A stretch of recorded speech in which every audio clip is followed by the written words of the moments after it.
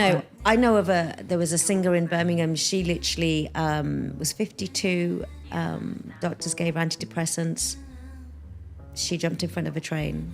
Yeah, come on. You can call us crazy, but I'm sorry, men. If you had hormones going from the day you're born every month up and down, you're lucky we haven't throttled you by now. Yeah. Seriously.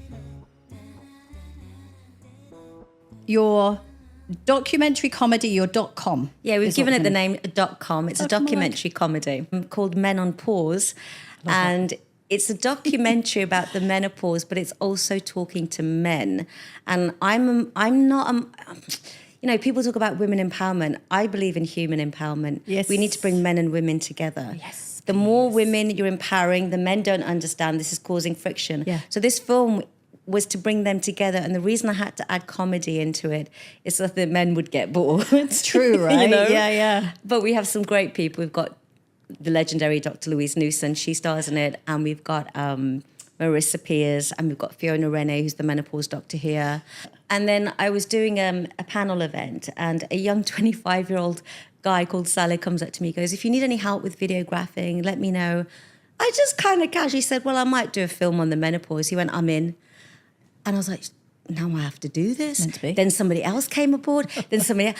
And I was like, okay, this has taken a life of its own. Yeah. And it literally was filmed in 3 days. And I just think when something comes naturally, organically, without me trying, it was meant to be made. Yeah. Whether it's good or bad, everyone came together. So that's how most of my life has happened, just pure coincidence and synchronicity. I love that. I didn't even know the word perimenopause existed until about 3 years ago. And that's the truth. Same. When I was working on the radio. Yeah.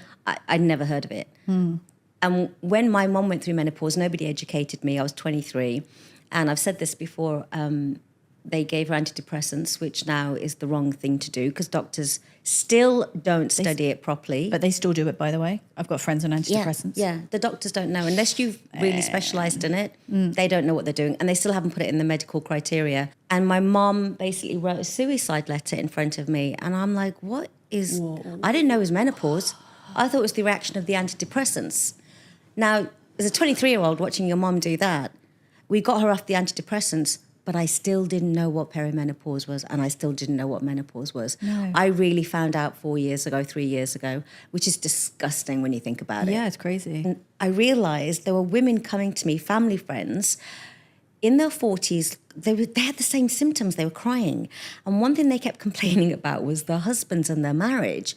And I didn't know what was going on. We've got a lawyer in the film. She links the amount of divorces to menopause. It's true. I agree 100%. And that's when I wanted to bring men in because I felt really sorry for them because it's not that the wife... I'm sure it brings to the surface problems. Every marriage has a problem. But some of the divorces are not because of the marriage. It's actually because of her hormones. And the men, we might laugh at men going, oh, he's gone off with a younger woman. That's because his wife doesn't want to be married to him. Yeah. But I know men who've said, please, I don't want to divorce you.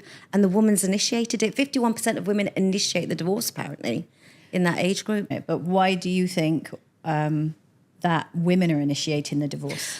So I think we've kept up with a lot of cultural BS, a lot of expectations, how a woman should look, how a woman should be, and I think we're exhausted. Yeah. I've noticed how so many, there's a beautiful saying that I embrace all the time now, and I get it at this age, where Dr. Wayne Dyer said, what anyone thinks about me is none of my business.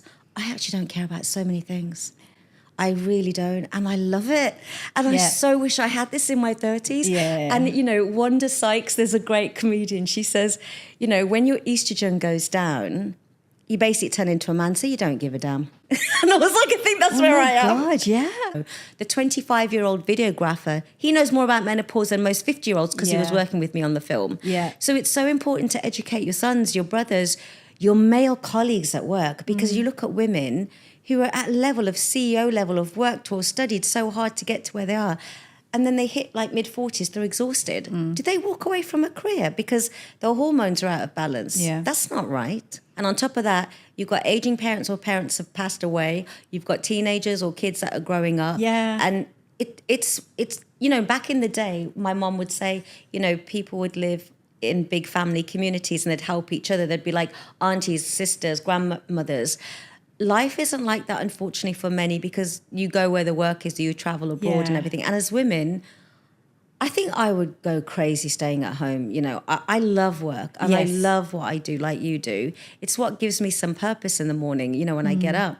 But look at the patriarchal kind of terms we used. When a woman is single, she's a spinster. When a man is, he's a bachelor. Yeah, yeah. You know, so it's that. Yeah, true. It's like the terms they put on women are detrimental anyway, make you feel like you're degrading slowly anyway. Yeah, yeah. And I'm like, enough is enough, you know. Yeah. Let me ask you a question though. Your take on HRT, because you don't take it. I'd love to know why. People hate me. And the simple reason is, if you've met me my entire life, as in, you know, since I've had control over what goes in my body, I wouldn't even take a headache tablet. Yeah, I mean, when I spoke to a lady in Jamaica, she said they grew up with yams. So very few of them have menopause symptoms, because yams is part of estrogen as well. It's an estrogen. You have fenugreek, you said, which has got a lot of estrogen in it. I think we are one of these big guinea pigs for this generation now, to see what happens in 10 years for the next generation of HRT. But I do know there's a difference. One of the, Dr. Louise Newson, when I met her, she said, you know, avoid the synthetic ones, go for the more plant-based progesterone and estrogen. And I said to Dr. Louise Newson, when do we come off it? She goes, you don't. She goes, it's a hormone. It needs to be replaced. So if your estrogen's gone, you're going to go, okay, I'm done now. No, she goes, you need to that hormone is missing from your body. I'm like, oh, so there's so many things. Like, the estrogen has a purpose in your body. The nails, the hair, you know, the maternal instinct, that feeling of feeling good, your memory, it plays such a big part. And I never thought of it like that. And instead, people are taking so many like supplements and nutrients. And she said, those supplements are the same supplements my husband would take, because it's just general health, but it's not replacing estrogen. But it's interesting because men are going through their own like andropause, which is their version of menopause, which we haven't even delved into much. But, you know, when you look at it, it's like getting a younger wife or getting a brand new Porsche. And we called it a midlife crisis, but it's an actual reduction of testosterone. Yeah. I think we forget it's a lot of pressure on men. They are picking up the pieces. They're watching the wife who's probably been with them 30 years, best friends. They're losing a companion in many ways, right? They might have to take care of their job, their kids as well. It's a lot. I don't blame men in any capacity. You have to think about them. Definitely. So what do you think needs to change? I think it's just talking more. The fact that men are coming on board is amazing. And I think then, like, I talked to my 19-year-old niece. She's like, God, I know everything about menopause because of this film that you've made. But I'm like, at least you're prepared. Yeah. Like, financially, you might think, oh, at that age, I might not earn as much. I need to figure that out. We didn't even think about things like that. Anything is wrong, I just say to my niece, it's the menopause. She goes, God, everything is related to the menopause. Yeah. I said, I think because it is. Yeah, I really do. You're looking at 40, 50 symptoms, more that's still on the way that we haven't discovered. I know of there was a singer in Birmingham. She literally was 52. Doctors gave her antidepressants. She jumped in front of a train. Yeah, come on. That's so sad. As well as the divorce rates, the suicide rates, you know, and that's why I just think, like, you can call us crazy, but I'm sorry, men, if you had hormones going from the day you're born every month up and down, you're lucky we haven't throttled you by now. Seriously. No, it's true. You know. Roller coaster. It is a roller coaster. And that just shows how strong we are to put up with, you know, working. We're not supposed to work the same hours and hustle like men. Our bodies aren't built for that. But that's what modern society have told you to do. Yeah. I don't want to hustle. I'm fine, thank you. I'd like to do work according to what my body allows me to, my talents and my skills and my mental ability. I don't want to keep up with a man. You know, you do your thing. Yeah. I did spend the past month in England in the freezing cold in my bed watching Turkish movies, and I was like, God, I could do this for the rest of my life. And I was like, no. So today when I went on the boat and we were doing Pilates, I went, no, this is actually who I am. Yeah. Your environment plays a big point. True. Yeah, it does. And in England didn't suit me. I could feel myself just being indoors, sitting on a couch, watching TV. Yeah. And that is not me at all. And I could feel myself going, oh my God, this is the end of my life. Yeah.